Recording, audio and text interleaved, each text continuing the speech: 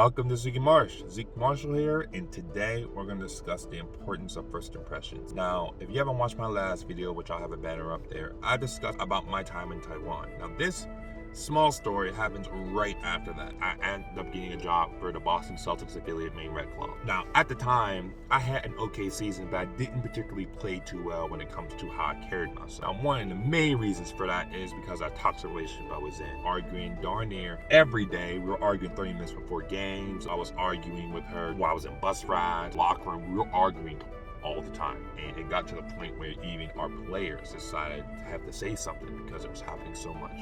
My coach had to sit me aside, talk about it, and it just wasn't in a great situation. Now, unfortunately, at the time, coaches talk, and because coaches talk, it got around that I was a P, which I'm sure people can figure out what P means when it deals with women and cats. So that's basically what it means. That's basically what the word around the league was about me. It was, oh, Zeke's a P. Literally. And to this day, it's still there. It's still like that. 5 years later, I decided to try out for the Erie Bayhawks.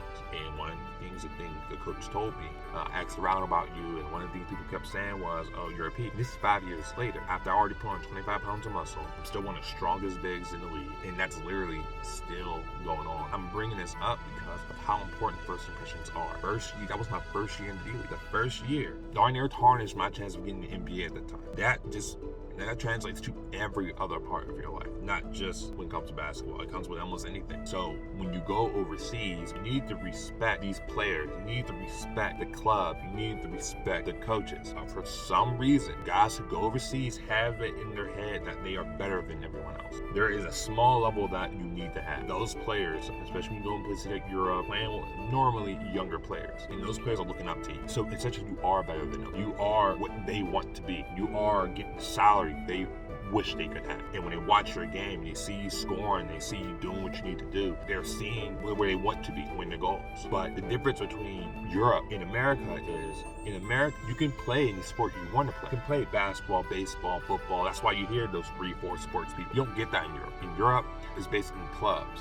So it's very different in the U.S. In the U.S., you have school, and you play for your school, and you have colleges. Overseas in Europe, you have a club. Real Madrid, for instance, is a club. Those clubs have a number of teams for them. They have a soccer team. Real Madrid, a soccer team. It's a football team. Has a lacrosse team, swim team. They have teams, but kids over there have to choose their sport around 9-10 years old. After that, they have to focus on that sport because they have a full roadmap. Building, year-round playing, stipend. They have a whole road they must travel, and they can't do more than one sport. So they have to choose young. So it's not light. And so that is the pros and cons of being in Europe and being in the US. There are definitely pros and cons to both. Over there, those guys have been together for so long. They've been together for almost darn near a decade at that point. So when you get to this place, you need to respect them, because when you're taking down on them, the clubs and the coaches are going to look at you and say, okay, you're destroying the team, you need a team, now you have to go. And they'll find ways to get rid of you, as I've talked about in my last video. They're going to find ways to get rid of you, especially if it's a guaranteed contract. You need to take that consideration when you are going overseas, especially when, like I said, when it comes to other professional athletes. Now, this happens to almost any business. You don't treat the first time well, you're going to get talked about later.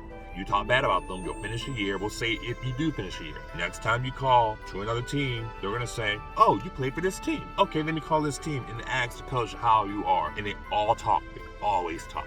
And some of them are big gossipers too, which is why you must be very strategic when it comes to how you approach when you need to be vicious. And that's what I like to call it. There's times when you need to be vicious. Trust and believe you need to be vicious sometimes. And I talked about that in my last video. There are times you need to be vicious, but you need to be respectful while being vicious. And there is definitely a difference. If you can do that, you can still make sure you're not being walked all over, but also make sure you give them their due respect. Not any more, not any less, depending on what they deserve.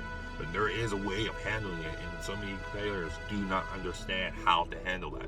They just talk bad about them. They badmouth them on social media. They talk bad behind their back, and then wonder why they're not getting jobs anymore. Because then references are going around. Oh, don't have this team. He's hard-headed. He doesn't listen. He doesn't want to learn. No, just don't do it. Especially higher level teams, the EuroLeague teams, the Euro Cup teams.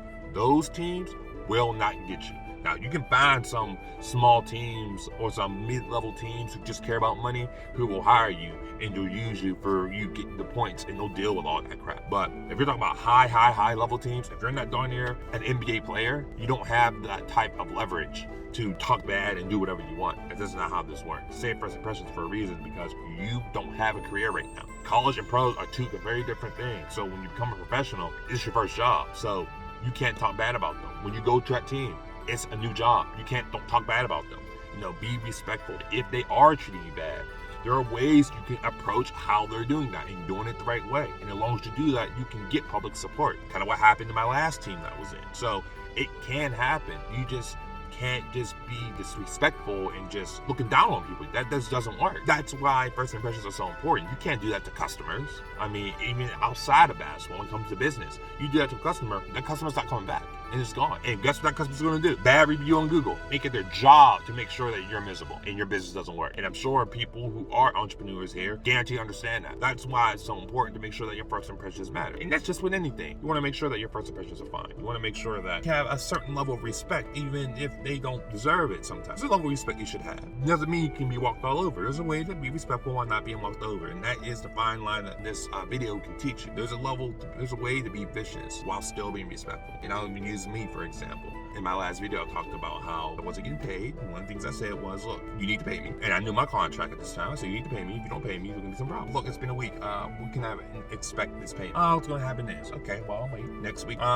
It's been 2 weeks. Haven't got paid yet? Okay, no, it's going to be at this time. You're calculating and telling us stuff. At one point, I got to the point where they didn't pay me. I said, look, I'm about to take it to FIBA. I said, if I do this, you're going to lose. And I told them straight out, you're going to lose. If I take this to court, you're going to lose. I have enough evidence that you went against this contract. And trust me, the clubs also go against contract more than people realize too. And if you understand it, you can use it against them. And that's like what I started doing. I was like, look, if I take this to FIBA, you're gonna lose. So you're either gonna help pay me and we can work this out because you already owe me enough, or I'll buy my flight home, I'll spend the $3,000 to get an arbiter, and I'll just take you to court and be completely okay with it. And sure enough, next day they gave me my money. So I wasn't being disrespectful to them in that situation. I was being respectful. I told them this is what I had, this was gonna happen, do it. And sure enough, they did it. And that's how you're supposed to handle situations like that. That's how you're supposed to handle business. That's how you still stay respectful, but let them know you're not gonna be walked all over. And that's the fine line I'm hoping this video will discuss. Thank you for your time. I hope you enjoyed this video. Very soon, I'm going to transitioning myself into some more specific topics. Now, I still will have story time, but there are going to be now some certain topics I'm going to be discussing, like some financial advice for what I understand it. Now, there could be some wrongs or right with it, but from how I understand it, there will be some small financial advice things I'm going to have. But, things like first impressions, how you can handle yourself overseas, how you can portray yourself and get yourself in a position where you can be successful and continue to be successful, honestly. And not just with basketball, but anything. Please like and subscribe if you enjoyed this video. Please hit that notification bell. Thank you for your time. If you haven't looked at the other videos, I'll have them at the end cards and Control-Alt-Delete guys. One of the things I'm gonna start using, Control-Alt-Delete because I had a very guy I looked up to. He used to tell me Control-Alt-Delete. See, I would overthink everything. He says, just Control-Alt-Delete. I was like, you know what? You're right. I'm Control-Alt-Delete. So that's what I'm gonna do. Control-Alt-Delete. So click